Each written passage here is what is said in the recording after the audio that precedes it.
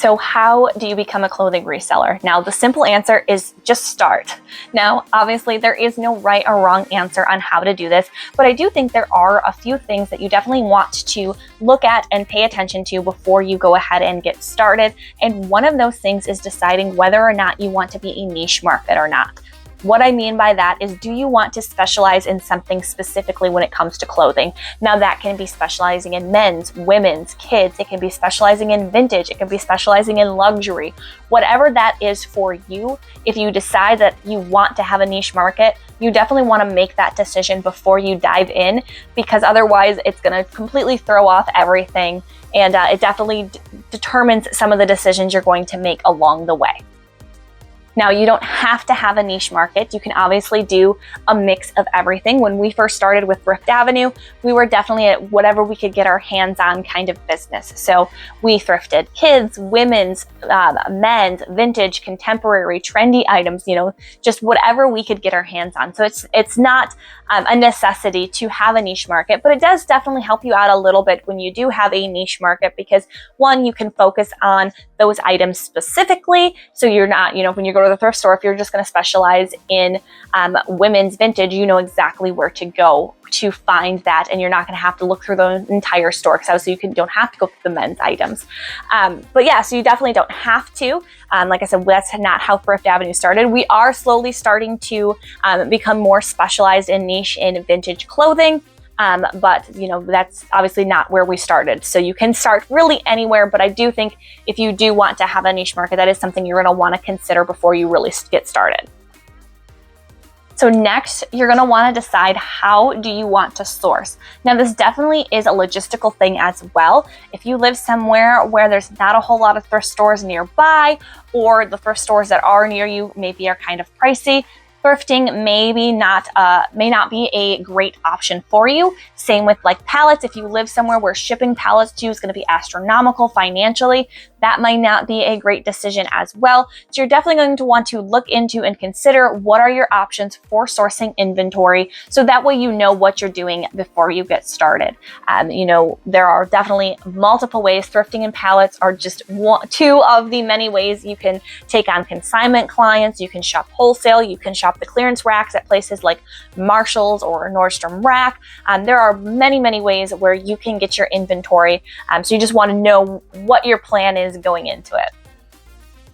One thing I want to add when it comes to sourcing inventory is, a lot of times the best place to start is your own personal closet. That is where you can find inventory at no cost to you. So if there's items you're thinking about donating or no longer want to wear, and it is worth the time to get them listed to resell, that's a great place to start, because then you can start to get funds rolling in so that you have the money already available to go out and thrift or shop wholesale or shop online, whatever it is you choose to do for sourcing. When Clay and I first started Thrift Avenue, that is where we began as a clothing reseller, was selling items from our own personal closet before we ventured into thrifting items for our own personal closet. And again, it is where you can find inventory that, obviously it costs something to you at one point, but now if you're not wearing it anymore, you might as well make some money off of it if it's worth the time to list. And I say if it's worth the time to list because obviously your time is worth something. So you don't want to be listing items that aren't, going to be worth the time and effort to list. Now, the next step of becoming a clothing reseller is to choose the marketplaces that you want to sell on. Now, obviously, if you're deciding to have a niche market, that is going to definitely determine some of the marketplaces that you can sell on. But as a clothing reseller, you're going to be able to list and sell on the big three, which are eBay, Poshmark, and Mercari, because all clothing items, men's, women, and kids, are allowed on these platforms. Now, when it comes down to your niche market is when some of these other platforms are going to come into play. For example, Depop Vintage does very well on Depop. Vestiaire Collective is obviously for luxury brands. You're not allowed to sell any like fast fashion brands like Zara or Urban Outfitters on there. Grailed is men's and women's wear. However, they don't have the ability to, or you're not able to sell things like swimwear on those items. So if you're looking, at sourcing that kind of thing. But I will say, when it comes to choosing your platforms, it has been shown that resellers who are on 5 or more different platforms have a better sell-through rate than those who are on less than that. So you're definitely going to want to expand to as many platforms as possible, so that you're getting your items in front of a wider audience and you have the better chance for that sale. So now you know what you're going to sell, where you're going to get it from, and where you're going to sell it at. So what is the next step to becoming a clothing reseller? That is utilizing a cross-listing service. Obviously, Vendoo is the best option for this because you can cross-list on up to 10 different platforms. Plus, they have incredible other features like their new send offer features, where you can now send auto offers on 4 platforms, as well as bulk offers, manual offers on these 4 platforms, and that is on eBay, Mercari, Depop, and Poshmark.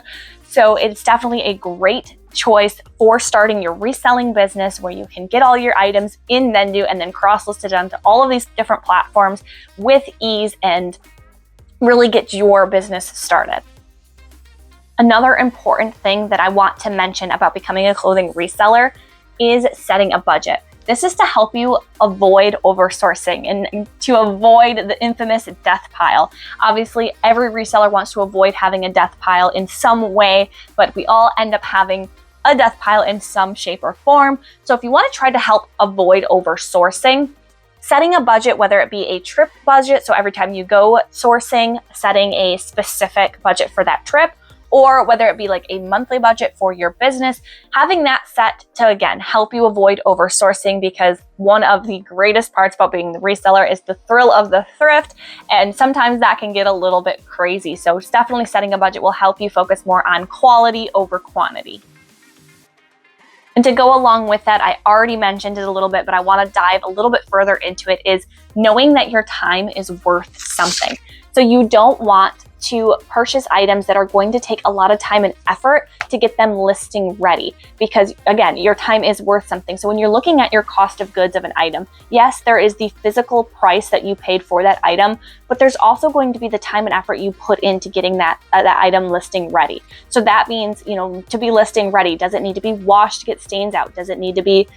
Is there holes or something that needs to be fixed? Does it need to go to a dry cleaner? Does it need to be steamed? Any of those things where it's going to take more time to get it listing ready, is it going to be worth it for what it will potentially sell for? And you definitely want to look at the bottom line of what something could potentially sell for when making that decision. Because again, your time is worth something, so you don't want to purchase something that is so badly flawed that the amount of materials and time and effort it's going to take you to make that piece no longer flawed or sellable won't be worth what it would sell for in the end. Now, the last thing that I want to talk about may not apply to all clothing resellers.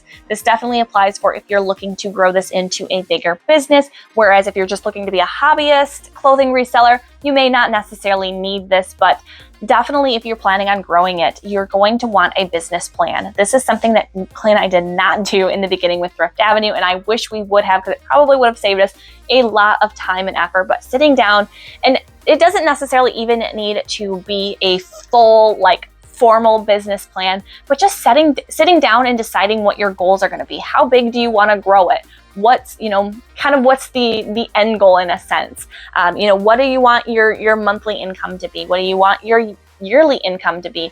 Just sitting down and taking a look at where you want your business to go, so that way you know when you need to make adjustments. Because if you go into it without a business plan, without any kind of goal as to what you want to do with it, if you're looking to grow it into a bigger business, it's going to be very hard to know when you need to adjust if you don't have those goals written down or even thought about. So to wrap this all up, when it comes to becoming a clothing reseller, it is very simple. It's not always easy, but it is simple. All you have to do is make that decision and start. Whether that be going to do your first sourcing trip at a thrift store, whether that be looking online for inventory, or whether that be just grabbing some items from your own personal closet that you no longer want to get listed and to sell. You know, it is very simple. You just have to make that decision. You know, there are going to be days where it's not going to be easy. You may not be able to find the inventory that you want, or, you know, prices may not be what exactly you want them to be for your inventory. But as long as you have a goal in mind and the passion to continue to do it, everything will work out, and becoming a clothing reseller is absolutely phenomenal. It's one of the best decisions we have made as a family and as a business. So I hope you found this video helpful to you. As always, I hope you had an amazing day today, and we will see you next time.